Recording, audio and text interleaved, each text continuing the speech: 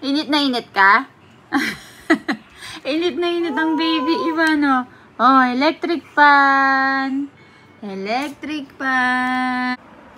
Kung napapansin nyo guys, ayan si Ivan, pinapaglaro na namin sa ibaba. Kasi usually dito siya sa sopa, diba? Pero dahil malapit na nga siyang gumapang, natatakot kami kasi baka mahulog siya dito sa baba. Actually guys, dahil meron na nga kaming tagaluto dito sa bahay, ang napansin ko is yung productivity ko talagang nag-increase.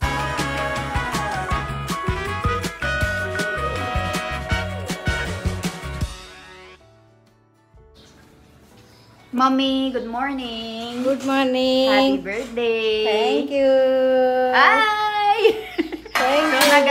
Nag-hi din si Iwan, no? Ano, good morning, anak. High High five. five. High five. So, ready na si Iwan, guys. Kakain na siya nitong Cerelac. So, naka-ready na itong pagkain niya. And right over here, Sonal Masi Kemcho, tame. Sonal Masi, gumagawa siya nitong chefdo. So, ganyan yung ginagawa niya sa mga mais. Tapos, lulutuin natin yan for the night. So, yun yung uulamin natin. Ayan. So, medyo na late tayong nagising ngayon kasi late tayong natulog kagabi. Celebrate natin yung birthday ni Mommy. And tuwang-tuwa siya kasi pinapakita niya kay Sonal Masi yung binigay naming regalo sa kanya. So, ayun. Hindi ko alam kung anong gagawin natin for today. I think kakain lang tayo ng pizza for the night para i-celebrate yung birthday. And then, magtatrabaho na ako dito. Balitaan ko kayo later. Hi! Meron akong bisita ditong dumating. What? You wanted to sleep now? Iwan? Ay, kagwapo naman ang baby ko. What is your blood type, Milan? Why Iwan have your blood type? Because of the mosquito bites. Chala, mom. Iwan, mom, couch. Mom, couch, may choklo. Chala. So, nandito ngayon si Iwan, guys. It's afternoon na dito. So, nasa taas kaming mag-asawa. Papadulogin ko na ang baby ko. Iwan, you don't want to sleep? Ha? You don't want to sleep, anak? Hi! Say hi to them. Hi! So, busy-busy kami ng mag-asawa sa pagtatrabaho. Tingnan nyo naman yung mga keyboard namin, mga cellphone. So, ano lang dito. And Milan, say hi to them, Milan. Say hi. Hello. You're not visible. So, papatalugin ko lang si Iwan, tapos dire-diretso na yung pagtatrabaho. Eh, nakapag-lunch na rin kami. So, after lunch, talagang busy na kami tuwing afternoon. Hindi na kami nakakatulog. Especially if ang baby namin umakyat. So, kapag umakyat ang baby na, ayan, ganyan. So, siya lang dapat yung trabahuhin namin. Hey, Milan, Iwan. Iwan, say hi to them. Hi, guys. Hi. I will have my nap, afternoon nap. No, don't do that, anak. Gwapo-gwapo ng baby Ivan ko sa suot niya, oh. Lahat na lang. Every time. Umuupot. Lahat na lang nilalagay mo sa ano mo, sa bibig mo. That's very dirty. Pinupuntahan niya kayo, guys. Oh. You go. Say hi to guys. Say hi to them. Hi, guys. Go. Get them. Konti na lang ano na siya. Konti na lang gagapang na siya. Say hi to them. Binasa mo na yung bed natin sa laway mo. You disturb daddy, okay? Okay, you go. Disturb daddy. Yeah. Sige, tapon mo lahat. Sige, tapon mo lahat.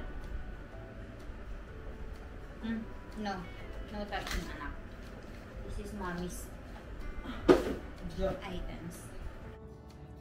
So, umalis na si Milan, guys. Bibili siya ngayon ng pizza for mommy.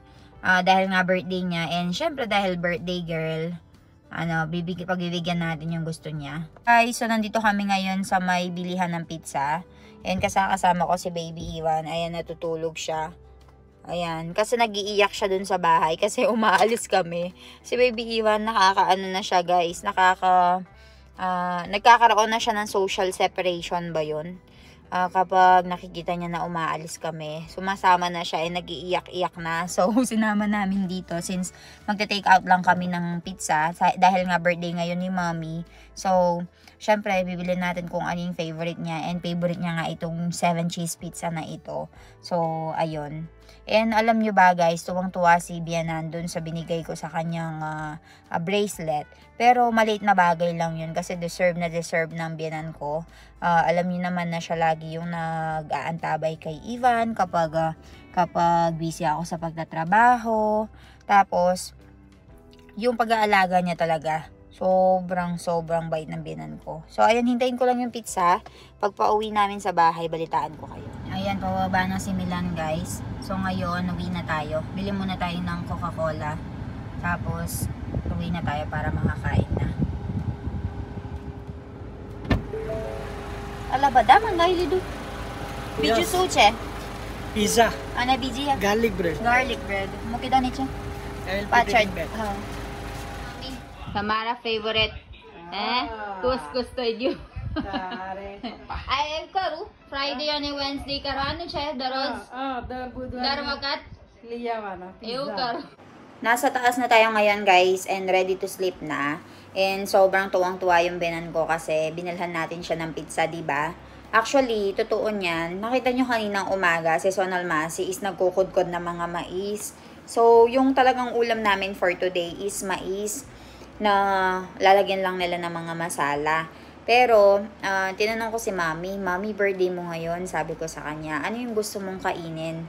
Huwag mong isipin na, na merong ganito, na merong ganyan na kailangang lutuin. Kung ano yung gusto mo, yun yung gagawin natin. Kaya, birthday mo ngayon, sabi ko sa kanya, isipin mo lahat ng mga gusto mong gawin, gusto mong kainin, tapos dadalhin ka namin doon.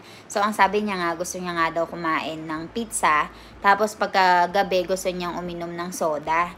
So, sinabihan ko yung asawa ko, yung birthday wish daw ni Mami is gusto nga daw niyang kumain ng pizza. So, sabi ko kay Sonal Masi, ilagay na lang sa refrigerator yung mais, bukas na lang natin lutuin. Tapos, dare-diretso kami pumunta ni Milan sa may bilihan ng pizza. And tuwang-tuwa nga yung Bianan ko. Sabi nga niya sa akin, araw-araw daw dapat birthday niya para araw-araw siya makakain ng pizza. Gustong-gusto talaga niya kasi yung pizza doon, favorite niya. So, talagang kapag Wednesday and Friday, yun na talaga yung iniisip niyang kainin. So, ayun guys, very masaya ako kay Mommy kasi na-appreciate niya nga lahat-lahat and ngayong birthday niya, i-appreciate natin ang Bianan kasi sobrang dami niyang mga ginagawa para sa amin. Ayan, siya yung nag-aalaga kay Ivan kapag busy kaming mag-asawa sa pagtatrabaho. Kapag meron kaming kailangan puntahan, sinasabi niya sa amin na, sige, alagaan ko si Ivan, huwag kayong mag-alala.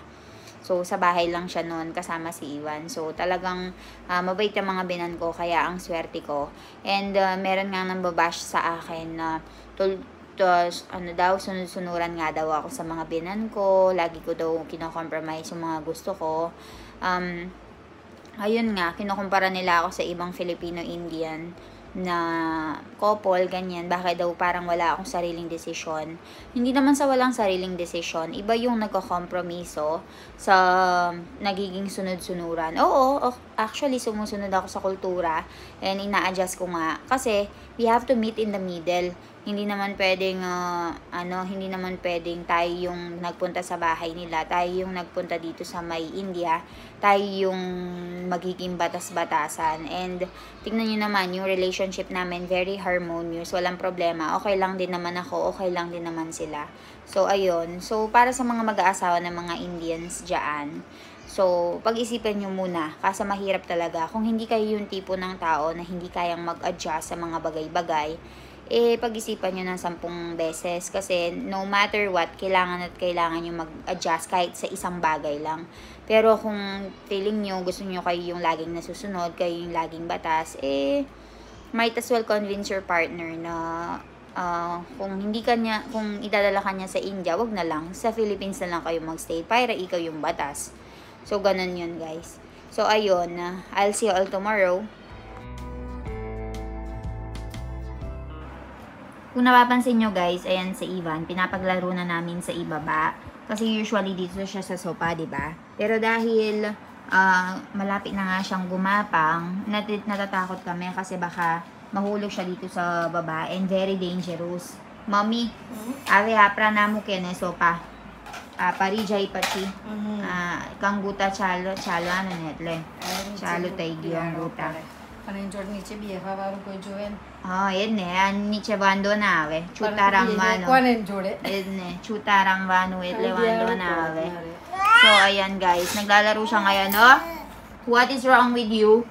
Hi! You keep on putting stuff in your mouth. So andito tayo ngayon sa may and busy si Jano sa pag-aaral. Let's not disturb her. And nandito si Trusa Masi, currently cooking food. Trusa Masi, kemcho. Tame sukha banay tidu. Dal bat sak rotli. Sak suche. Ringan batakan sak. So ayan guys. So rotli. So ito na yung nagluluto sa bahay namin, si Trusa Masi. So siya na yung kinuha namin cook para hindi na kami masyadong magtrabaho dito sa bahay. And na-distribute na yung trabaho. Asul siya, Masi? This is dal. So, meron tayong roti dito. Dito meron tayong rice. And meron tayong ito, for Ivan, walang salt. And ito naman yung salmon or vegetable na ringer batakan sa Masi, hawi yung kawa ba na? Wando na, Basta. So, tinatanong ko siya, guys, kung nagugustuhan naman ba niya yung pagluluto sa bahay namin. Okay naman daw. Ayun, guys. Chalota. Actually, guys, dahil meron na nga kaming tagaluto dito sa bahay, ang napansin ko is yung productivity ko talagang nag-increase. Tapos, at the same time, nakakapag-exercise na rin ako araw-araw. Kasi nga, syempre, diba? Kailangan nating mag-exercise din para magpapayat tayo ng konti, para na rin sa health issues and all, hindi masyadong tumaba and all. So, dahil pagkagising ko ng umaga, gumagawa na ako ng mga videos, inaalagaan ko na ng maayos si Ivan. Hindi na masyadong loaded yung trabaho ng binan ko. Tapos, nadidistribute ko na ng maayos yung mga trabaho. Tapos, nababalance ko na yung oras ko. If ever na meron kaming kailangan puntahan ni Milan, tapos, iiwanan namin si Binan sa bahay kasama si Ivan, walang magiging problema kasi luto na yung pagkain. Kumbaga, hindi na nahahati yung atensyon namin and fully focus na kami sa pag-aalaga sa anak ko, ganun. And, yung resort, nakakapag-post na ako ng mga photos, videos, ganyan. So, talagang good thing na nag-hire kami ng cook or magluluto dito sa bahay. So, ayun guys, ngayon, actually, yung kamag-anak namin dito, I mean yung kaibigan ko, namatay yung lolo niya. So, meron silang sinaselebrate na 11, 12, 13th day. Or, parang merong ritual and magpapakain sila. Pero dahil galing naman. Nagtatry na siyang tumayo, guys. Tingnan natin kung makakatayo siya. Huwag natin ipakita na nag-video tayo kasi madidistract siya. Chale? Tama na ito. Sampal Jo yun eh. Ja, Ivan. Jo, Ivan. Jo. Chalo. Hey, Ivan. Ivan, you go up. Go up, anak. Apa dulu?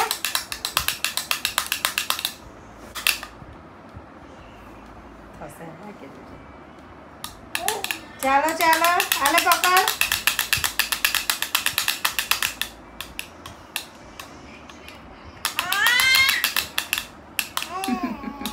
Le chal. Na, mood na ito to yan. Chalo dah. Ja, lay daw. Le chal. Kano soras થઈ ગયો તો લઈ લો ને લે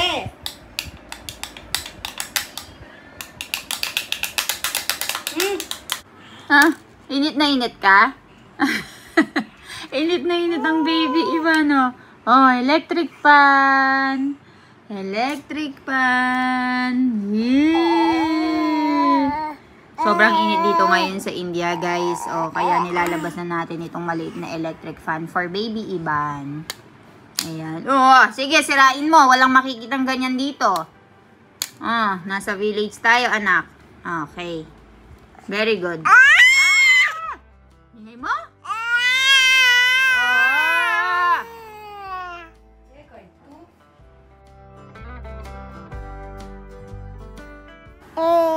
Sige, sirain mo yan. Sige. Ang video phone.